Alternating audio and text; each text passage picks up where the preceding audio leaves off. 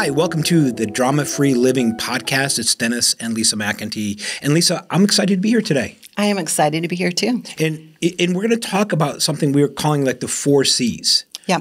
But it's really more about like how do we build healthy teams and almost like why teamwork is important.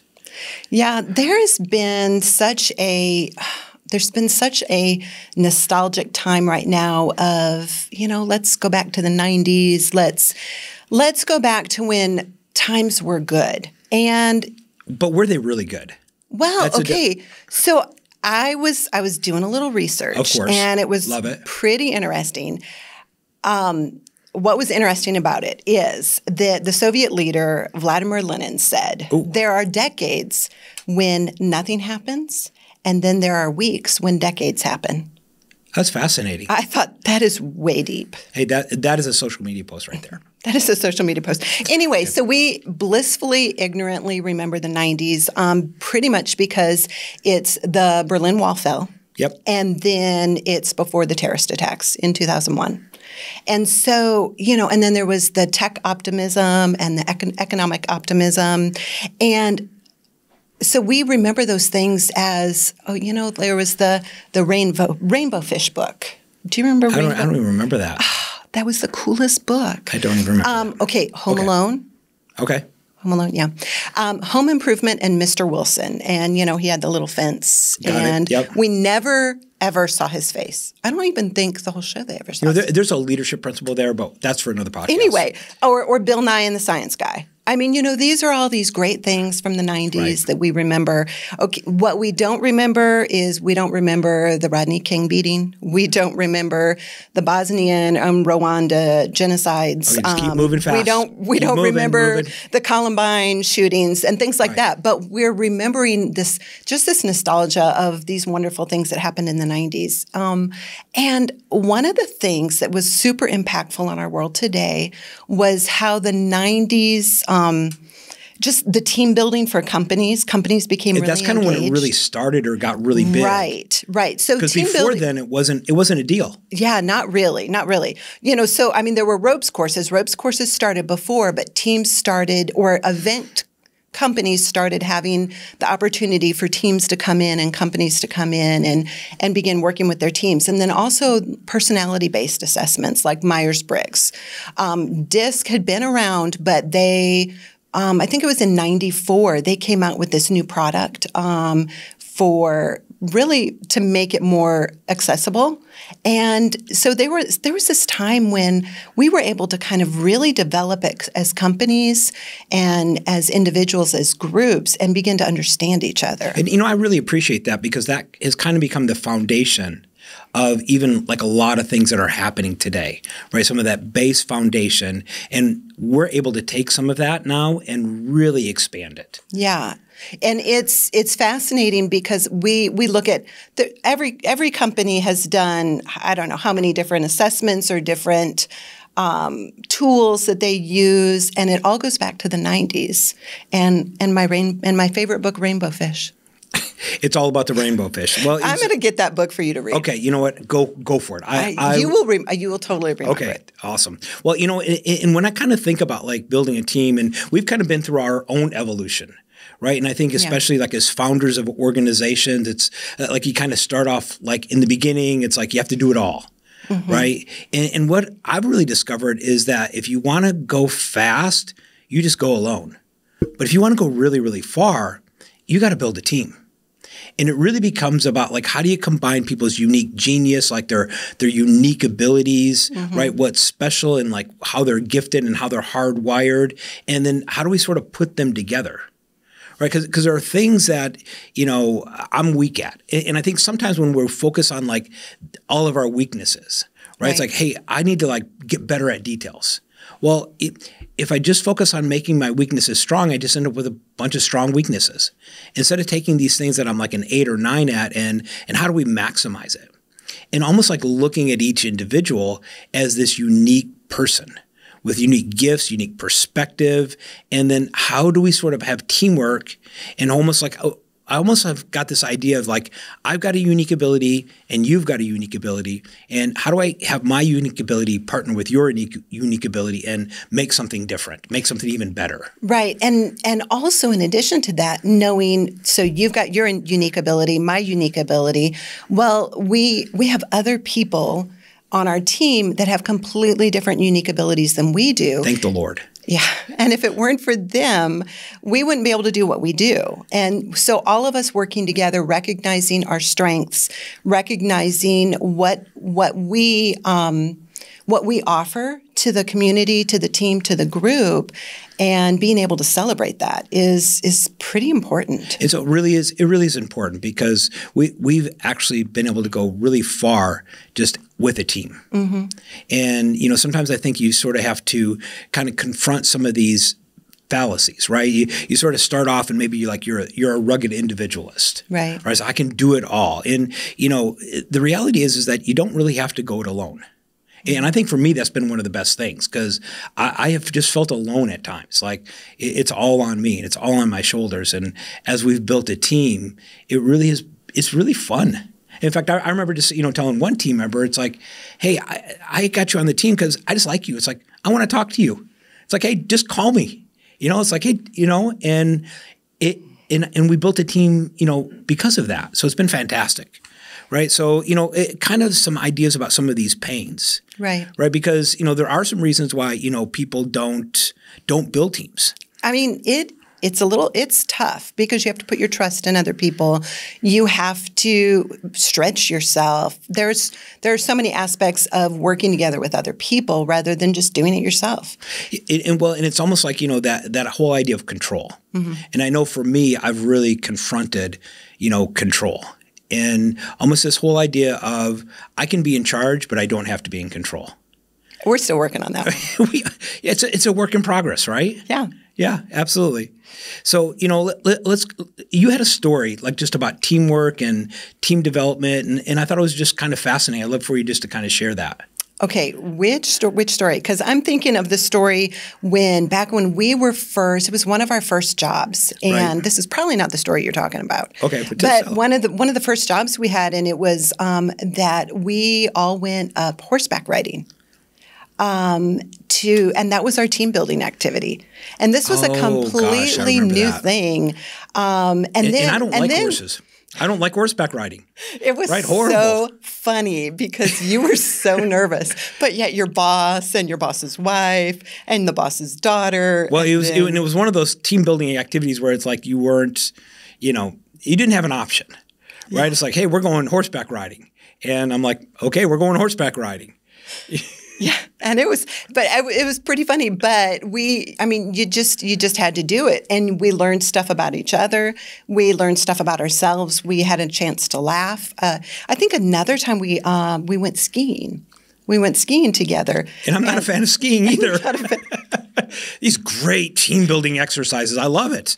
I loved it because I love skiing and horseback riding. But anyway, it was just really fascinating to be able to just get to know each other, kind of confront some fears or put ourselves in situations where we were a little bit uncomfortable.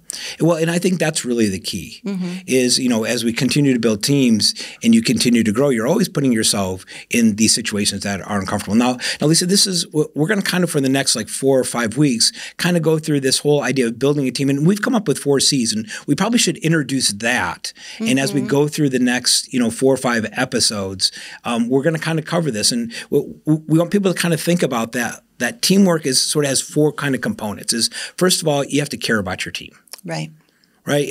And I'm not going to, John Maxwell said, people don't care how much you know until they know how much you care. Right. So just caring is super important because it kind of builds that bond of trust. But then what's fascinating is that, when you care, the very next thing you should have, it's conflict. And a lot of people go, well, what are you talking about, right? And we're going to kind of unpack what healthy conflict, what unhealthy conflict looks like. But, Lisa, who's the person you have the most conflict with in your life? Probably you. Yeah, it's like I have the most You first and then kids second. But now that our kids are grown, not so much. Right. Well, and I think sometimes redefining what conflict is because, we were conflicting about what we're going to get for dinner last night. right?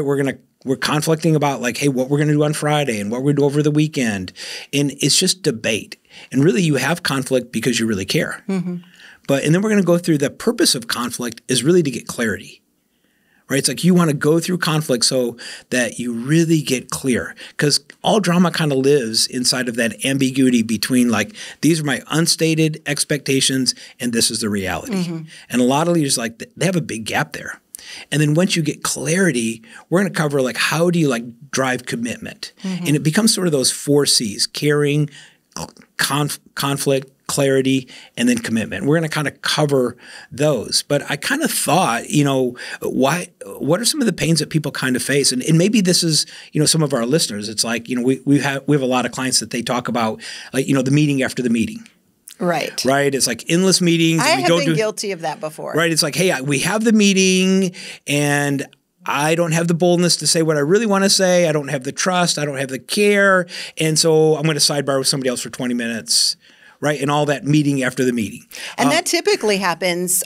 So the people that are really much stronger personalities, they'll just go for it. In the meetings, slice and dice people.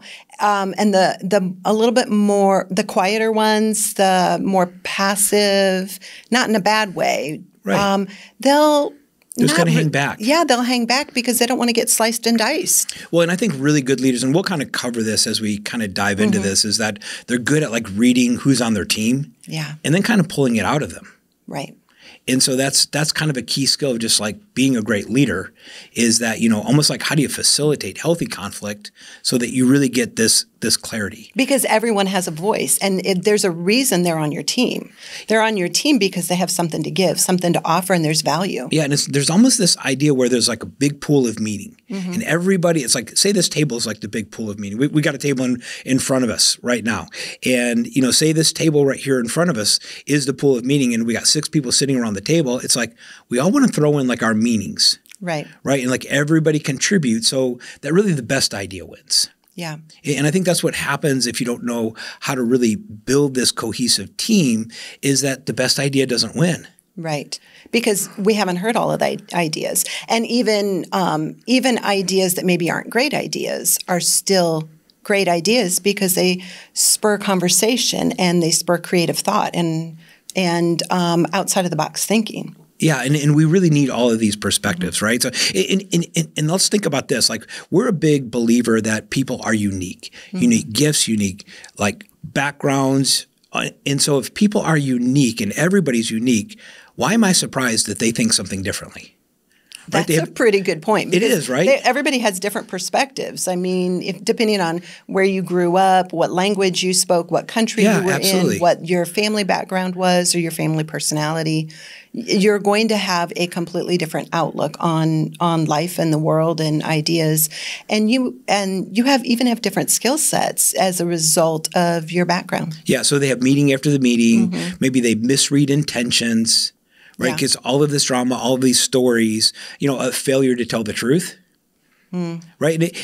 And I love Bill Wilson's quote. He was the founder of Alcoholics Anonymous, and he said, "All progress starts when you just tell the truth." Yeah, right. And it's like as a leader, I know it's like, man, I can always work with the truth, but it's really hard to work with an excuse, justifying, blaming, all of those kind of things. And sometimes it's like, hey, just tell me the truth. Even if people say, hey, I've just been kind of lazy. I can work with that. Sometimes full transparency, sometimes I don't want to know the truth. So, let's kind of unpack that. What are you talking about? I mean, sometimes the truth is painful, or sometimes the truth is, I am not prepared in my heart yet to hear the truth. It's like, enough. Okay, I need to know that the truth is coming so I can sit down and maybe have brace a cup yourself. Of tea and brace myself and prepare myself to realize that, hey, it's okay. I am not perfect and I'm not going to be perfect.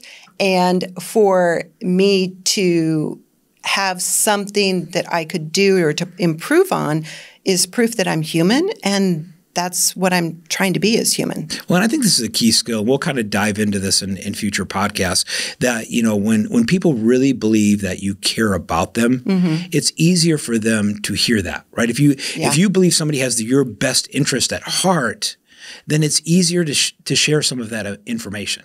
And it's easier to receive some of that information. But and it's this whole idea of AGW. Always assume goodwill, AGW. And if we walk into situations and we walk in working with people and working with teams, and I just show up and, you know what, I'm going to assume goodwill. They might not have goodwill, but you know what? That's on them.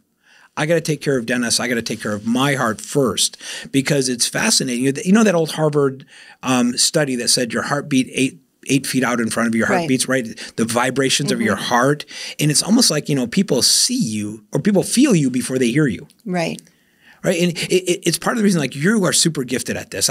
There are plenty of times where, you know, I can be a little gullible or like easily sold, and people tell me something. Oh, yeah, we're going to. And, you know, there's many times I just brought you in the conversation. I said, hey, can you just come and sit with me for a minute? Hey, just come for coffee and shake their hand. Right. And you shake their hand and we leave coffee and I'm so excited. And you're like, I'm like, no, we're not doing it. Yeah. And here's what's fascinating is every single time I just bulldozed you in those situations, you were always right. What? Yeah. Wait. Say that again. Are we recording this? Say that again. We're going to have to totally take this off. I need to hear that again. No, but it's really true. And but what's been really great is that I've really learned to like lean on that uniqueness. Yeah. Right. And at the same point, I've learned to lean on your ability to push forward. And that's part of what makes our team great. Our team together and then our greater team, our collective team. Yeah, it's kind of looking at people's uniqueness and, you know, and partnering with that uniqueness and everybody understanding all the different uniquenesses and then just leveraging it and working together. Because, like you said, when you don't lean on my uniqueness, my special skill set, things don't go as well. And so, if we don't lean on the other people in our team, or if we don't even recognize what makes them unique and what they bring to the table, things are not going to go as well.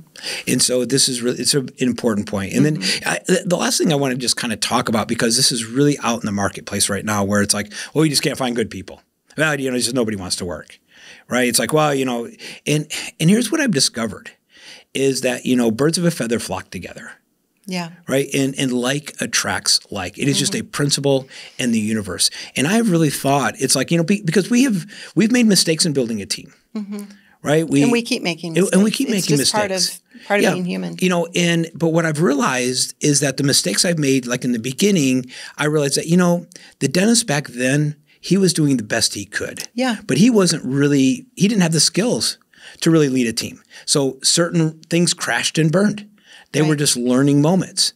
And it's almost this whole idea is that great leaders attract great people. Yeah. They just do. They just want to come on board. They just want to be a part of something that you're building, right? They believe in the vision or the mission or these things. And then it sort of is like, if that is true, right, this whole law of attraction idea is really true, then the question really is that how do I make myself a better leader? Yeah. Right? How do I make myself a better person? And so, because it's almost like we teach what we know, but we produce who we are. We really do. We do. And then those are the people that come around us. Also, there's an interesting thought is that how we are is what we look for in other people because that's what's comfortable. So typically when you get married, you will look for someone, maybe you live in dysfunction or you came out of dysfunction. Yeah, absolutely. Well, a lot of times you'll marry that type of person because that's what feels comfortable. That's what feels normal. Even though it might not be healthy, that is your normal. So for you, you think it's healthy. And then when you get into a bigger environment or a healthy environment, that feels uncomfortable. And then you feel awkward and you kind of try to escape. Yeah, and it's almost you sort of go back to that place that feels normal. And then it almost becomes like, how do I create new normals? How do I become bigger so my normal is healthier, so my normal is better? Well, and the reality is just on like a 1 to 10 scale, right? So leadership level, right? If I'm an 8 leadership level wise, I'll never ever attract 9s or 10s. You might attract 9s. Maybe 9s, but I'm not going to attract 10s. No. Right? And so I'll probably have a lot of maybe 7s or 6s.